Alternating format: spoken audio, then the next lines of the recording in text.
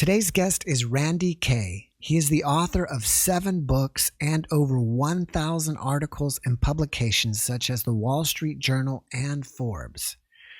Randy's heart stopped beating for nearly 30 minutes and he had a near-death experience in heaven with Jesus. And today we're going to learn about his experience and some of his revelations of heaven. Randy, thank you so much for joining me. I really appreciate you and welcome. Thank you for having me, Jeff.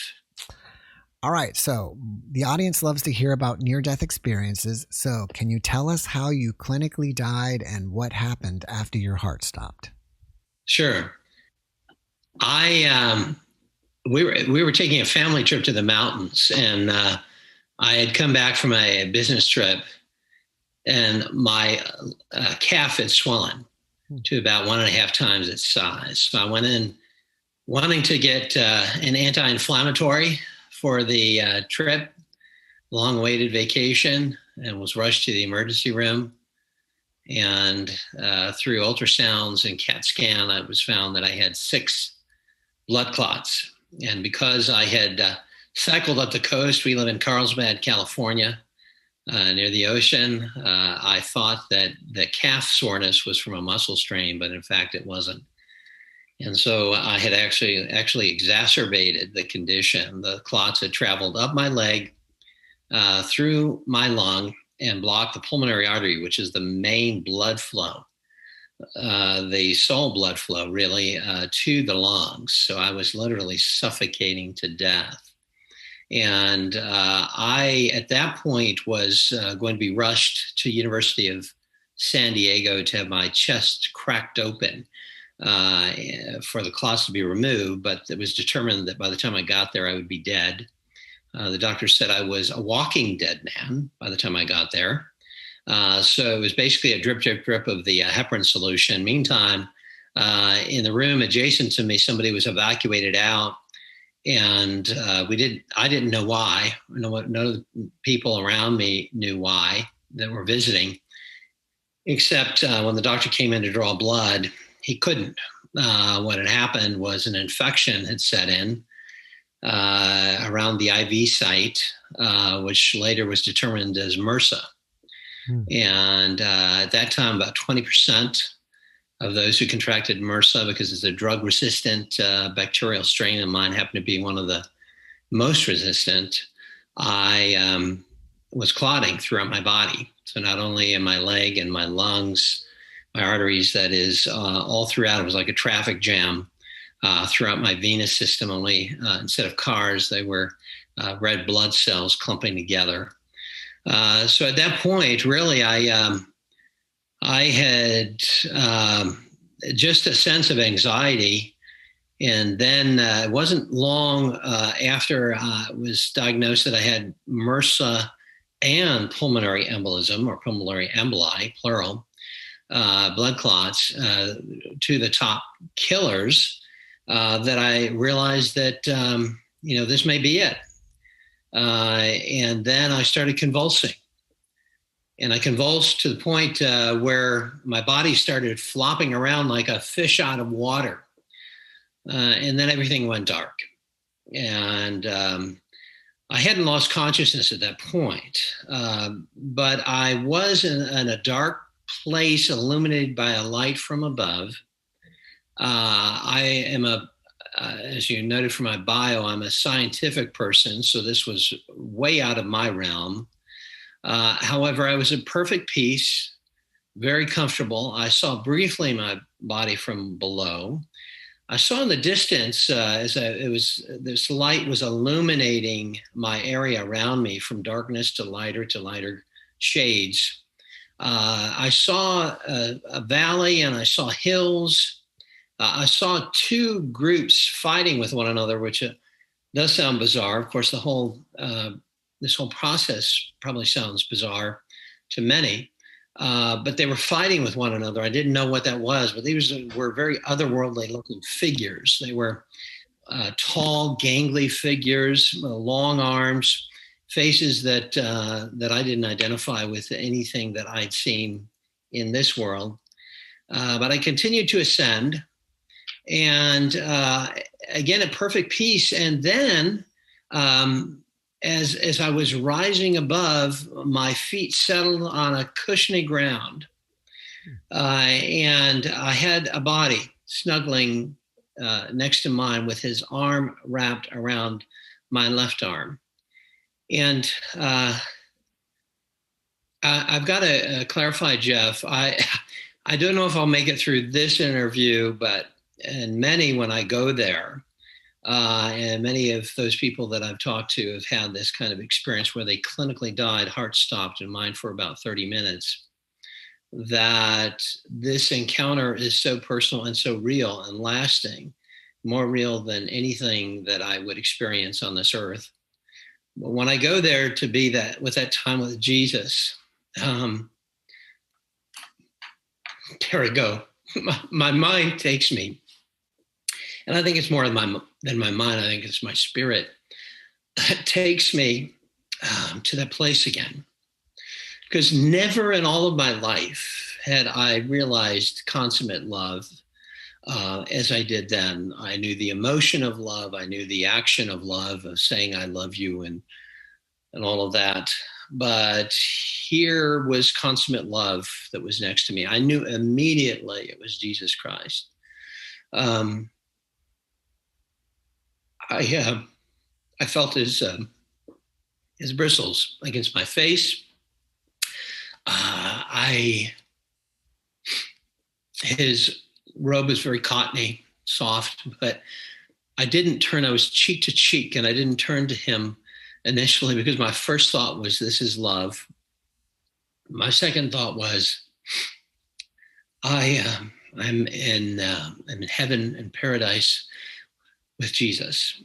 I turned to him, and he had a very familiar look to him. He looked not altogether different than you or I, and that he had the brown kind of longish hair, the beard.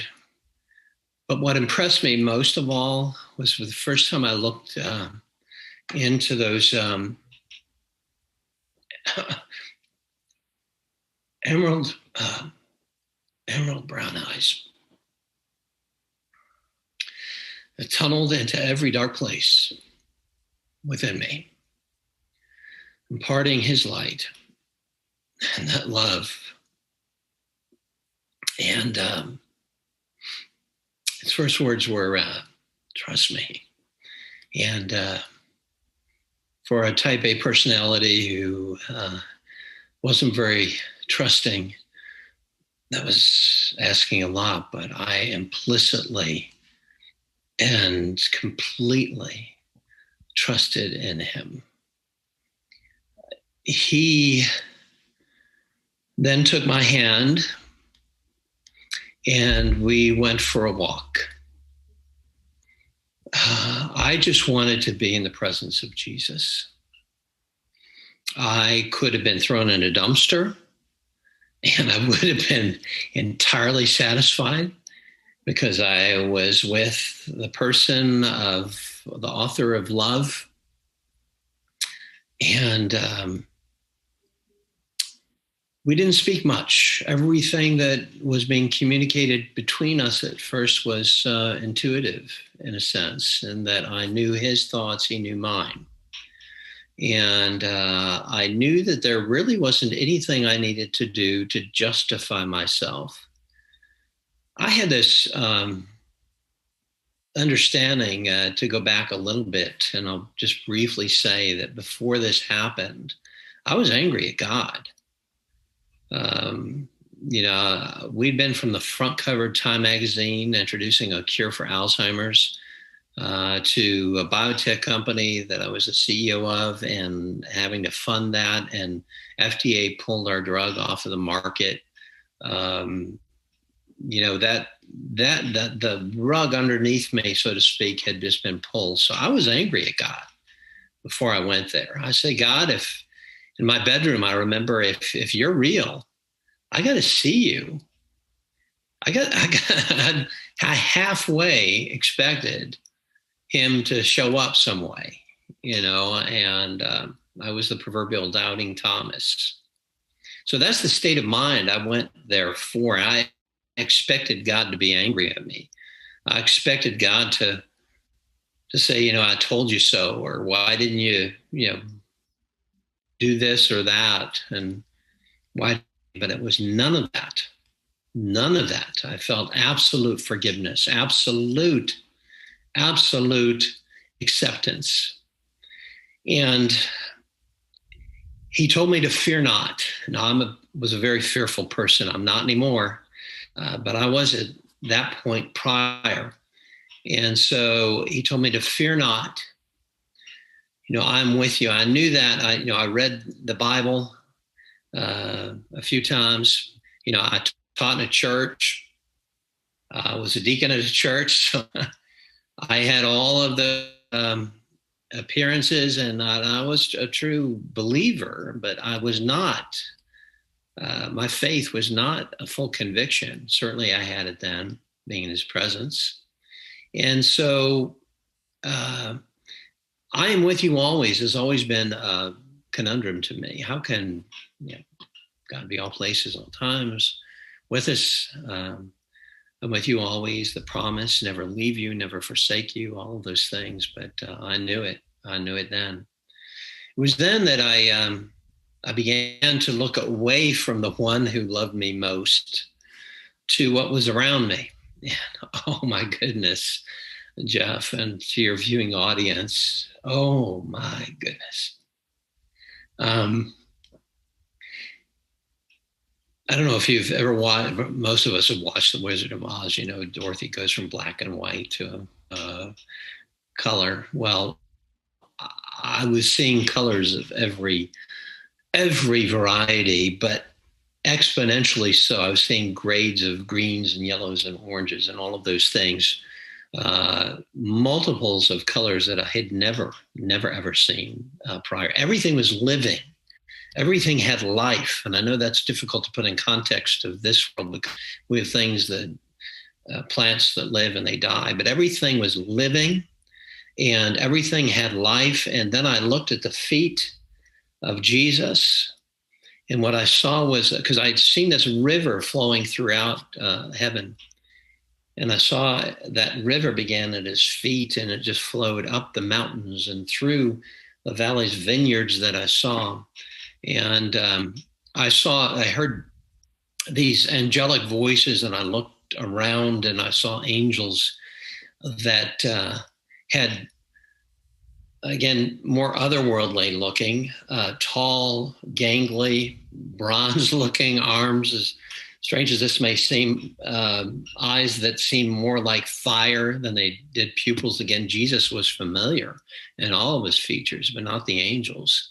They seemed to be more magnificent. And yet I felt a kindred spirit with Jesus. And that was something that was a key learning or takeaway when I came back and was resuscitated, that Jesus is a friend.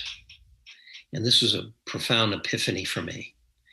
And so everything that he showed me was a reflection of the love, a reflection of his very presence. Again, it's hard to explain what that is like, because there's no words in the English or any language, in the lexicon of any language, that can explain some of the things. Some of the things are familiar that we can relate to in that context, and some of the things are otherworldly. And for example, when I saw the blue sapphire type of rocks, and I saw the angels traversing, and I saw the glory, what I perceived as the glory of God. That glory, I've tried to write about it because I do enjoy writing, and I still can't come up with the words that would adequately reflect even a parcel of what that glory is. It was magnificent to the extreme, and yet that glory was together with Jesus in no separation. Again, inexplicable, but there was a union, a communion that was going on. I did see people. I saw more people than I had ever seen. But I saw more the intention of those people, even more than the features and all of the characteristics we normally ascribe to people in this world. I saw them as I think God saw them.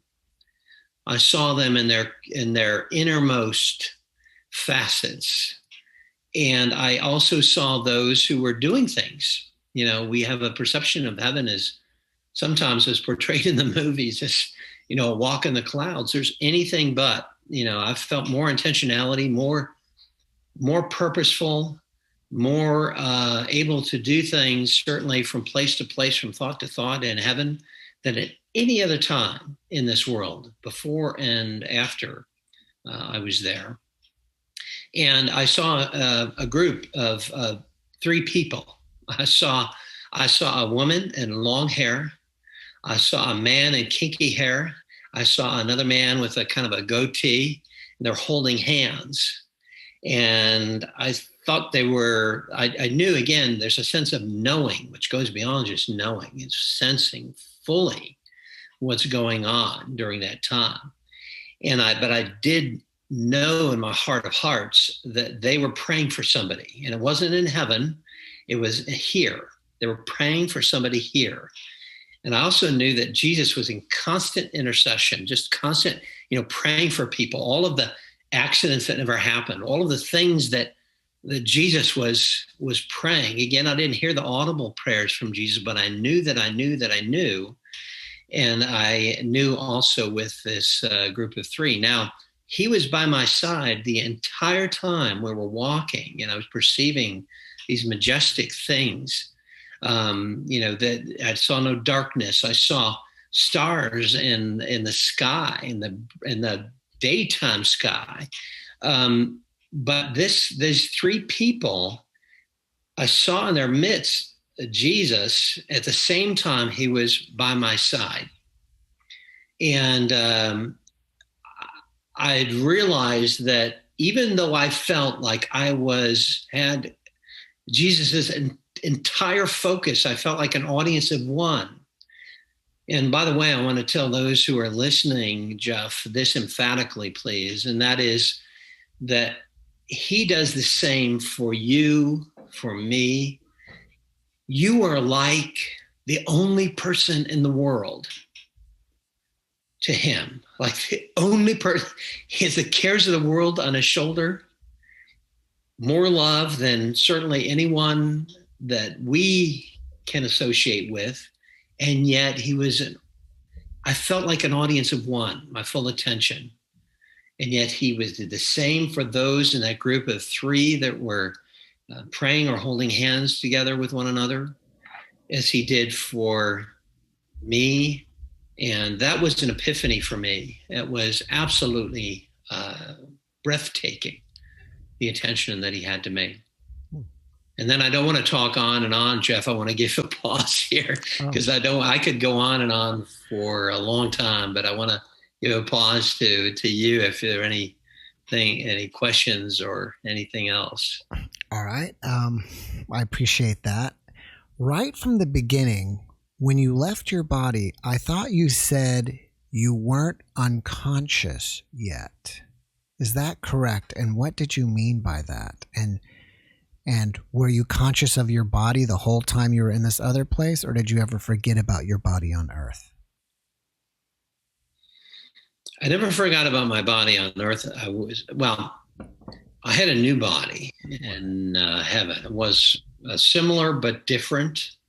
I call it a purulescence. It was more spiritual body. It wasn't the same physical body with no ailments, nothing of that sort. But yes, I had no sense of having died. Okay. My heart had stopped. The studies have shown the brain stops within a matter of seconds, most minutes. And yet I had no sense of having died all the time. Now, consciousness can be associated with the mind or the brain thinking. Mm-hmm. Certainly that was not the case, obviously. What was going on was an awareness. of me being alive and being in the presence of Jesus, being more alive than I'd ever felt on earth, more able to sense things more so than at any other time. But yeah, I was fully aware, but I was in different states. When I first started ascending, it was more like a spiral galaxy than it was a place that you and I would associate with a paradise, let's say, when I was with Jesus. So I believe I was in at least two different places, maybe multiple places as I was going through that ascent, and the light, which I believe now is the light of Jesus, of God, that was pulling me up. I never lost that sense of being alive, or that I was struggling, or that I needed to fear at that point. It was a perfect peace. So I guess what you're trying to say is you were always had conscious thoughts the whole time. It's like you never went unconscious like a blank and then you woke up and then now I'm here. It was just like it shifted from being in your body to all of a sudden you're out of your body, and then you went to a dark place first, I believe. And then you started ascending. Yeah. That would be a correct way to state that? I think so. There was certainly a physical feeling at that point where my body started going into septic shock, in that it felt like, there was a tugging, like a tugging at the shirt. There was a tugging at me at that point that was pulling at me. And I realized that I was letting go. Mm-hmm. And I don't think was consciously letting go, because I was fighting like heck, to stay alive at that point. But I knew that it was not a roller coaster ride where I was going to hit bottom. It was something where I knew that when I reached that point where I was going to go into another dimension, another place, that that was okay, because at that point I had lost a compulsion that I had to live. And at that point was where I believe that my spirit was being released. It was the most freeing experience in my entire lifetime up to that point. Most freeing experience was at the point where I was literally dying to the point of being clinically dead.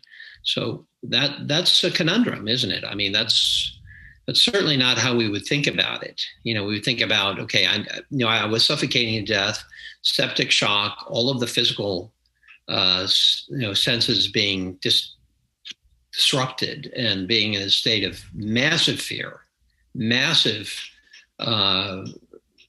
clinical explosions, going on. And yet what my spirit was sensing was a total anathema to all of that, total anathema. And that's the kind of diametrical opposition, I think, to living with that intent of the greatest tendency of the human nature is survival, from that desire to a desire then to just go with it. And then my desire when I was with Jesus was to please him, and I didn't feel like I needed to earn that love, that acceptance. Completely opposite to that. It was one that changing the have to the want to. I had to felt like, you read my bio, and all throughout my life and my, whether it be school or business or whatever, I had to earn my place. There's no earning in heaven. It was all complete acceptance, because it was something that was not merited. It was given. Mm-hmm. And that's a whole different mindset, I think. Mm-hmm. Having given that all that was necessary, that approval was no longer a human need, certainly not the desire to survive. And time was never, an issue. That's a man-made or human-made construct. And, time was irrelevant there. Clinically, 30 minutes, roughly 30 minutes, the monitor had captured. It was actually a couple by my bedside who came in. The nurse had stepped away for a while, and there was a couple that came to my bedside, ashen face, flatline, and they were singing a worship, kind of worshipful song, praying, God save this man, whatever it was specifically. But there was a song in particular that I remember because when I awoke, the first words were, "Mr. Kay, can you hear me?" That was the song or the melody that I heard in heaven. So my first inclination was my consciousness was kind of reassimilating, if you will, from being in that ethereal place in heaven, which was more real than anything here, to now kind of connecting that as my mind was returning, my brain, again, getting blood, to now taking that music and kind of combining them into, sounded like a great peon. And no, that's not peon. I'm pronouncing that correctly. That's an orchestra of, angelic beings just singing out to one of this couple then at my bedside when I was awoken. And what I realized after the fact, kind of I journaled all of this stuff so I wouldn't forget it, is that I felt that the prayers of those two and others that were praying at the time, because I had a number of people who were praying for me, were enjoined in heaven, such that somehow, that was enjoined and enacted for me to come back, because I didn't want to come back. I honestly did not want to come. I mean, I was in paradise. I knew that my children would be taken care of. They were younger. They were 8 and 10. My wife, I knew that they would be taken care of. So I was perfect peace with that. I felt like a kid when Jesus told me, I'm going to return you. I felt like a kid, waking up on Christmas morning, right? Going downstairs to open up his presents. And then the parent saying, you've got to go back to bed. You can't stay here too early in the morning. Yeah. And so I asked Jesus, I said, why are you returning me? At least you owe me that. And he said, I'm returning you because you haven't fulfilled your purpose. And so, of course, my follow-up question to him, and this is the only time I really challenged him, was, okay, well, at least I should know my purpose then. Tell me my purpose if I'm going to leave this paradise. And lo and behold, he told me exactly that, but in a way that I did not expect at all. You mentioned that before this experience, you were a type A personality. Are you still a type A personality afterwards? No, it seeps in occasionally, because I think part of that may be physiological, or mentally ingrained, from the time, being prompted by my parents to get all A's and all that stuff. But no, my perspective certainly, Jeff, has changed tremendously. Type A personality, is striving after, whether it be a status, achievement, but more so, I think, just wanting to go, never being able to rest, never being, having to always achieve something. I was working 80-hour weeks, all of those things. Now I would say my personality type, I don't know if it's been defined, because I certainly wouldn't say it's a B or C. I would say my personality type is one of caring more for others. I did care. I wasn't a bad person in that sense, but I have a degree of empathy, I think, that I never had for people after the experience in heaven. Where I not only understand it, but I feel what they feel. And I receive now, subsequent to having written about this, and a number of messages from people. But, when Jesus was with me in heaven, there was, to your point, Jeff, when I asked him, okay, show me your purpose, my purpose. And so, what happened, and this is kind of interesting, I think, is that a butterfly had landed on my shoulder, right? So here I've been in paradise, all of these things going on. A butterfly had rested on my shoulder, and again, I knew that there was something more significant to this butterfly than just a randomness, because nothing was random there. And Jesus told me that butterfly represented wisdom. And wisdom was the voice of God telling me what to do. And it was a comforting voice. It was a voice of direction, instilling that purpose. And so I still wanted to know, though, type A personality, as you said. And I wasn't a type A there necessarily, but I still wanted to know the answer. Give me the answer, right? And Jesus said, if I were to give you your purpose in full, you would not be dependent upon me, but I want you to, by moment, be relying upon my office, that voice of wisdom telling me what to do. So that was, again, an anathema to a type A. So when I returned, I found myself then just getting still. And I found myself going to the grocery store and looking at faces of people. And I found myself, somewhat of an understanding, or at least an appreciation, of whether it be an expression or whether it be more of an ethereal understanding, that person needed prayer or encouragement or something else. And I found myself then being intentional, going I went wrong day to get my hair cut, right? So so I started to go back, and then I realized this person, the person cutting my hair said, the person that was sitting in the chair I would have sat in if I showed up on the right time or date, that she had lost her husband. And I realized that it was an appointed time to share, because the fear of death and the fear of losing a loved one is so strong and so immersive and devastating at times. I knew that was my appointed time, moment by moment by moment, stilling myself. And that's not a type A personality. That's somebody who is meeting you, Jeff, here, meeting the audience out there. I don't know you, but there's an appreciation of love that I did not have as sincerely, certainly, as post heaven. Now, I believe you said that you were a religious guy before, and I think you went to church and you were active in church. Is that true? Yes. Yes. Okay. So let me follow up with that. Yeah.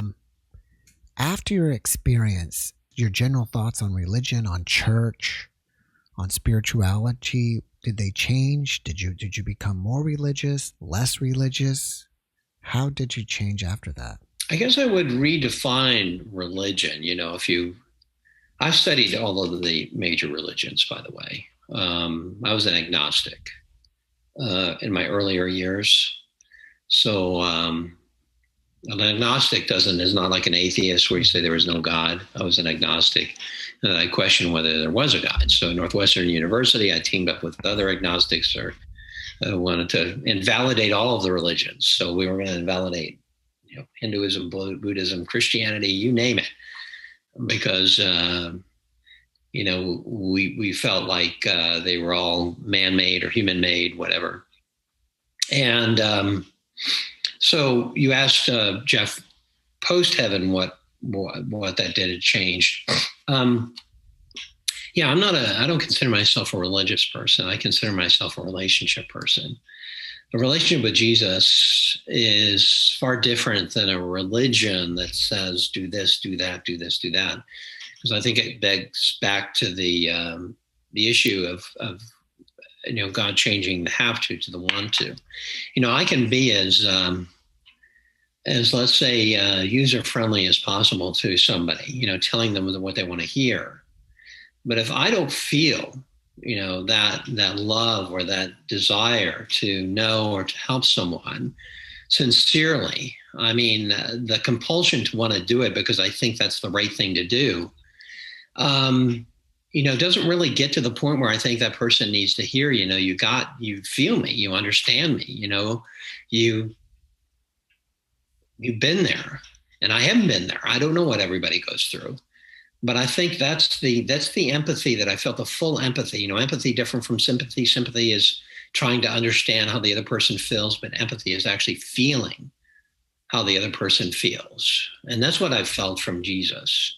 He knew that he knew everything about me, everything that I needed, and yet I didn't feel judged. And I think religion, as was defined back in the days that that Jesus walked the earth, was he defined it in twofold, and he defined it in people who needed help, the widows, the orphaned, those people. And it wasn't in the context of liturgies or, church ordinations or necessarily or doctrines or things of that nature, although I don't condemn them again. I think many people need that order and certainly that structure. But I believe in Jesus Christ as my way and my life. And I felt that even if if you are a religious person in the context of this must be Jesus Christ is the only way, which I do believe that from my experience, certainly, the threshold was pretty low that Jesus put in place. Believe in me, confess with your tongue or believe in your heart that I am Lord. Jesus didn't hang on the cross, for the sake of just appeasing the law of the day from the Pharisees. He did that for the love of those, during that time and after. And I believe that. I believe that Jesus just, this age of grace and mercy that Jesus has for those who, I saw again in heaven, I saw a multitude of people beyond, what I could put in numbers. I was with Johnny Erickson Tata one time. I was in a ministry with her. She's a quadriplegic. She said, Randy, I think there are going to be more people in heaven than we think. And I said, yeah, because those people, I think oftentimes who are kind of raised in the religion aspect, kind of put that judgment on themselves, sometimes for various reasons. I'm not even judging those who do. I'm just saying that Jesus has such immense love. And right now, as a former agnostic, I'd be a fool to say I didn't believe in Jesus. I would be a fool, and that he is who he is. So I don't consider myself, I guess, long-winded answer. Sorry, Jeff. Okay. I'm not a religious person. I'm a relationship person. My relationship with Jesus is foremost. It was great. All right, I'm going to take you down a path and see what you think about this. As you were first ascending, you said you saw like a battle going on or something. And you described them to me as non-human beings, tall, lanky, something. And then you described the angels to me as non-human as well, more of like beings of light and energy. Some people will believe or may believe that, when you start leaving the body and you go into these other places, you're going into other dimensions, other realms, and even Jesus can be there too. So I'm saying that in this other dimension, do you think you could have seen other dimensions, other beings, alien-like beings also there as well from what you're seeing? Yes. Alien that's an interesting term because alien by definition is something foreign to ourselves, right? And certainly this was foreign to me, foreign to, let's say, humankind. But Jesus was not, by the way. He was very familiar, but these beings certainly, and these angelic beings were very different. Alien certainly by definition, who they were. As far as being in different space, various continuums, whatever you might term it. As I mentioned, I felt like I was in a spiral galaxy during one period of time. And then I felt like I was in a place where I saw those warring kind of figures in the distance who were this gangly, more like something you almost picture out of a horror picture.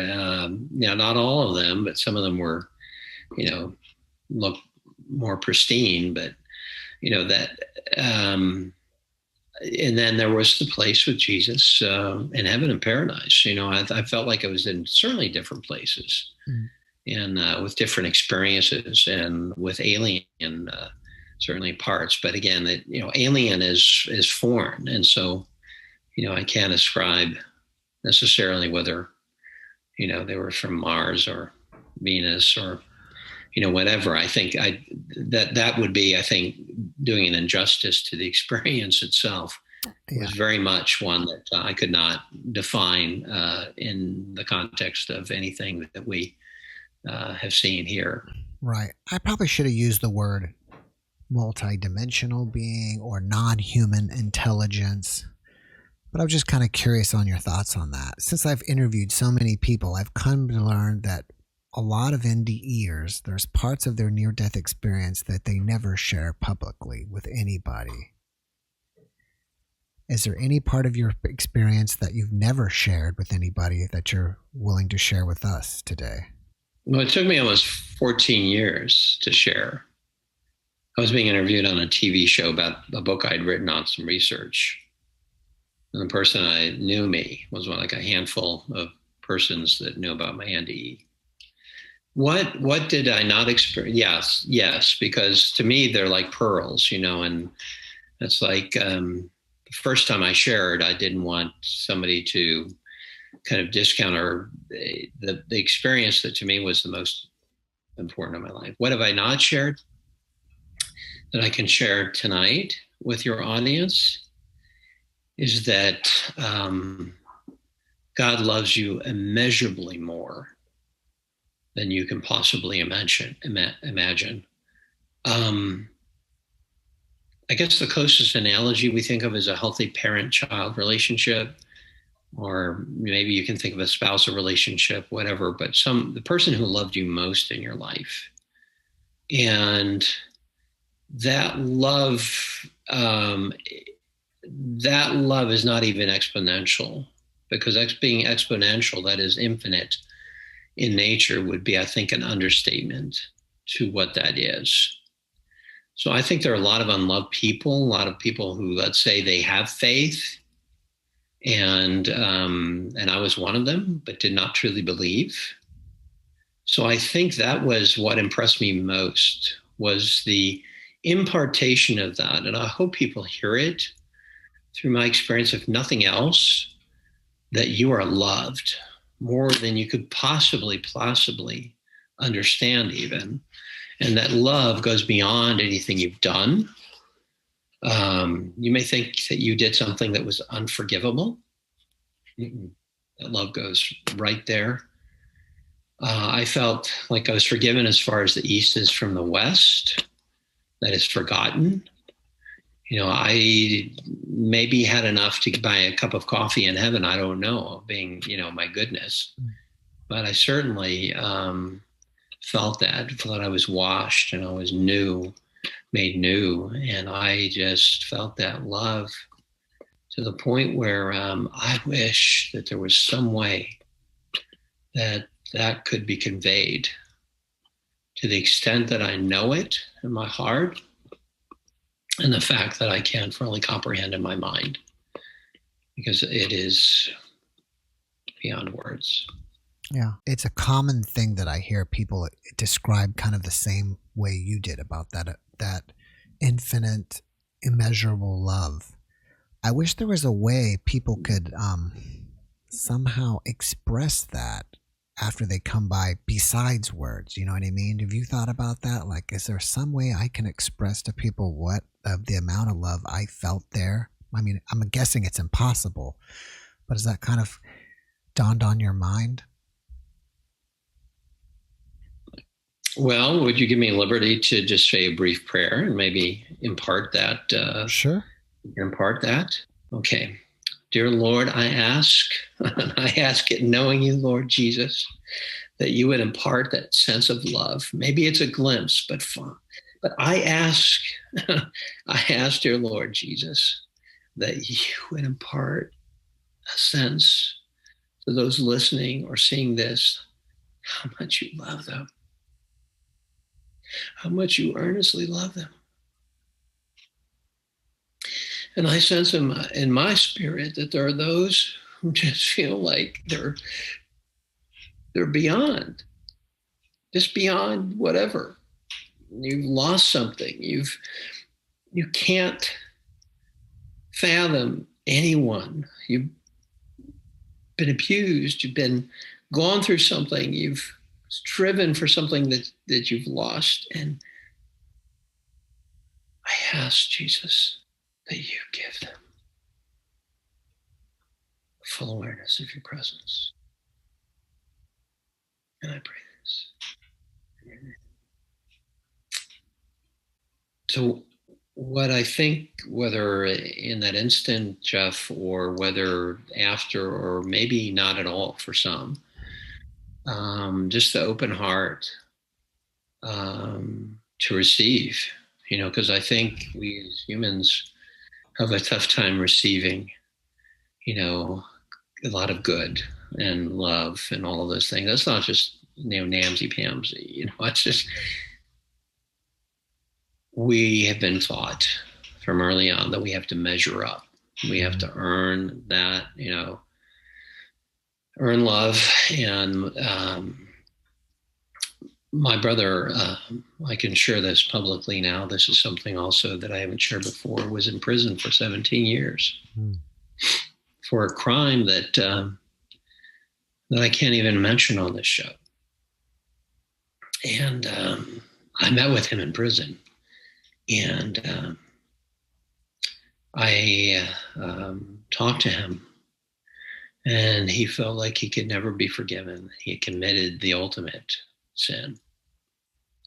And we spent time and prayer, similar to what I just did. And I hope and I believe, because he's since died, while in prison or just after getting out for like a couple of days, that he understood, because I think the tears showed it. And, that's something that, and it goes for somebody offends us, because offenses, one of the things Jesus said to me was, he said, when you stop judging yourself, then you will stop judging other people. And I realized at that point that I had judged my children far too often, my wife and other people. But at the crux of it was I had judged myself very harshly. And I said to Jesus, I thought I needed, I wrote in my journal, so I'm not verbatim now, but I thought I needed your forgiveness when all I needed was your love. Wow, talk about an epiphany. Yeah, that's amazing. All I needed was your love. Yeah. He gave it to me. I think it's great what you said is, and I've heard it over and over, but I think it's just great to say it again is, and I'm not telling everybody to go out and do bad stuff, but generally, no matter what you've done, you're always going to be forgiven. And that's been repeatable from NBE person to NDE person, that, you are forgiven. Yeah, it's, I think it's easier to forgive other people sometimes than to forgive ourselves, because we know who we are. Yeah. We know warts and all. I mean, thoughts, and, whether it be this or that, or, they can be pretty heavy stuff. We can be angry, we take certain sides, and, we're thinking, those thoughts that maybe condemns us enough so that we've reached the unforgivable point. And, no, you look at people that Jesus picked, to He picked a prostitute. He picked, Mary Magdalene. He picked, a murderer, right? David was a murderer, and, on and on. And I know this show, I don't want you to have to edit out, the people, that Jesus picked, that God picked, and I think one of the disconnects, we were talking about religion, is we look at somebody and they appear to be holier than thou, right? And it's like, no, they're not, and we're continually reminded by certain what are called moral failures that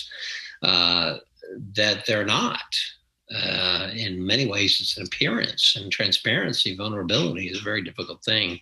It establishes, and I learned from the research, vulnerability, transparency establishes relationship perhaps more than any other quality, because people feel that they need to be understood.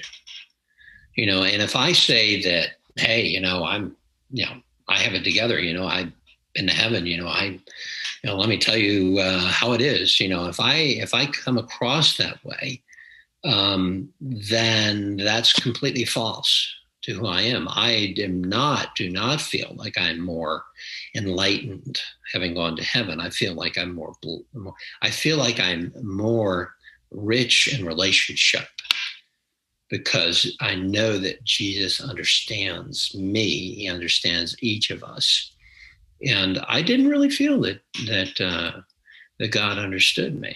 I felt like he was up here and I was down here, and that never the twain shall meet. And that wasn't the case. I felt, very much the koinonia, Greek word for an intimate relationship, intimacy that goes beyond anything of the, arose or filial or any of the other types of loves, if you will. Agape is the term, I think, that was used in the Greek to explain the love that Jesus had. So that's what I felt. And I feel it, I don't feel it as intensely there, because I'm, I got my mind, I got my thoughts going on. I'm thinking, human mind scattered thinking, 20 different things going on in the brain at any time I'm thinking. But, when I was in heaven, I was released from all that. I was completely in tune, and I was fully immersed, and it was amazing. Amazing. Randy, unfortunately, we are running out of time, and we didn't even finish your NDE. So I hope you will come back and join me for another podcast so we can finish it and talk more about this. But before we go, I know you have one book. Well, you have 7 books, as I said in the beginning, but you have one book that's done really well, I think amazingly well, and you have another book that's going to be coming out in September. So can you let us know about the title of the book that's done well? What's the one coming out in September, and where can we find those? Thanks, Jeff. Yeah, Dying to Meet Jesus, which I wrote about brokenness, why does God allow suffering, that sort of thing. And it begins with my near-death experience, and certainly has that flavor. But then I got reports, people saying, I wanted to hear the whole thing, you journaled this thing, and I wanted to hear about what it was like, what did Jesus say to you? So I wrote, subsequently coming out September 9th, it's a book called Revelations from Heaven. And so there are lessons learned, experiences that I had there. So that's the book coming out. Dying to Meet Jesus is the one that is on the market. It's out now. Mm-hmm. And then randykay.org, not .com. randykay.org is my website. And even though I may not be able to respond to everybody, and or at least in a timely fashion, I take each person that is come from the website, and I do pray for them, each person. So I can assure someone that wants to go there that I will do that. If someone wants to reach out to you, do they find you at randykay.org, or like on Instagram or Facebook or somewhere else? Yeah. Of course, I have Facebook. I have Instagram at Randolph K. It's more kind of a personal thing, family pictures and that sort of thing. Facebook, I have Randy Kay Author is my author page. I've written a lot of business books, a lot of self-help books, like, a lot of articles. But the part which is kind of the near-death experience, or what I call more the afterlife experience, is on the called Randy Kay Ministries, randykay.org. So Okay. that's one I would encourage people. Well, you've got the book coming out soon. Do you have any other projects that you're working on that you want us to know about? Well, I started with a partner friend of mine, since we did train companies like Johnson & Johnson and Google and others. I started Abundant Life, abundant-life.online. It's relatively new, so we're working out the kinks in that, but it's a live site. So working on that, which is helping people, from a development standpoint, assessments, like emotional intelligence, things like that, but also, some spiritual counseling, coaching on that site as well. My ministry, Randy Kay Ministries site, we're re-engaging because of COVID, a pandemic, to some of the public, sites. And then we're going to have probably, we're planning an NDE conference in San Diego, California, at a place called the Legacy Center. So in San Diego, we've got postponed because of the lockdowns. We're planning on having that sometime in the late fall. In San Diego, it tends to be pretty nice year round. So that one we're going to invite not just myself, but some others also to attend, so that, we'll make announcements on the ministry site, randykay.org, as we get closer to that. Before we wrap it up, do you have one last message that you can share to the audience? Yeah, I feel like some of your viewers really are searching for answers that always seem to be more ambiguous than they want. And I just want to encourage your viewers that, when you get there in the place that I was, ambiguity will become clear, but we have a finite number of brain cells and all those other things. So I share your frustration, but I also want to encourage you in that, that your heart's desires, your heart of hearts, are going to be fulfilled. And that you can stop striving and start thriving. The fact that sounds cliche, but thriving in the sense that, if you pursue the truth, just pursue the truth. Truth seekers become truth finders. As long as you're seeking out the truth, you're going incremental.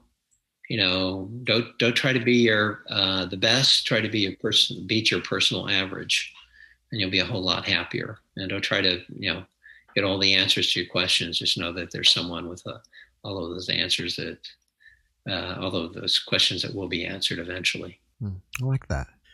Randy, thank you so much for joining me. I really appreciate you. Like I said, I hope we can get you back. If it's not soon, then we should definitely get you back when your book is released. More I want to talk about is probably more of the nuts and bolts of that next book. So again, I thank you, and I wish you massive success in everything you're doing. Well, likewise, Jeff, and likewise to your audience. Thank you so much. God bless. Love you. Bye. Thank you. Have a good evening. Bye. Thanks for watching the Jeff Mara podcast. I really appreciate you. Another way to show support is through YouTube memberships. And if you do, there are loyalty badges and other perks depending on your level of membership. All you need to do is click the join button underneath the video to find out more. Thank you for your support.